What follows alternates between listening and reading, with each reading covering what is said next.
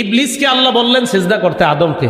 ইবলিস সিজদা করেন। আল্লাহ কয় মা মানাকা আল্লাহ তাসজুদা ইযা আমারতুক, কিরে আমি যখন তোরে হুকুম করলাম, কোন জিনিস তোকে বাধা দিল আদমকে সিজদা করতে? দেখেন, আমি যখন তোমাকে আদেশ করলাম, ইবলিসকে আল্লাহ বলছে তোমাকে কোন জিনিস বাধা দিল আদমকে সিজদা করতে? ক্বালা, ইবলিস কয় আনা খায়রুম মিন, আল্লাহ আমি তার চেয়ে উত্তম।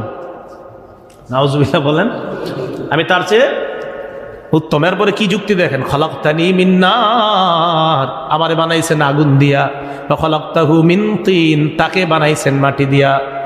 আল্লাহ এবার বলেন ক্বালা ফাহবিত মিনহা, তুমি জান্নাত থেকে বের হয়ে যাও, নাম নাম। ফামা ইয়াকুনু লাকা আন তাতাকাব্বারা ফিহা, তোমার জন্য এই জান্নাতে অহংকার করার কোনো অধিকার নাই। ফখরুজ, বের হও, ইন্নাকা মিনাস সাগিরিন, তুমি লাঞ্ছিতদের অন্তর্ভুক্ত। আল আদাবুল মুফরাদ কিতাবের নাম, হাদিস নাম্বার 551 নাম্বার হাদিস, আল আদাবুল মুফরাদ। এই কিতাবের লেখক ইমাম বুখারী রহমাতুল্লাহি আলাইহি।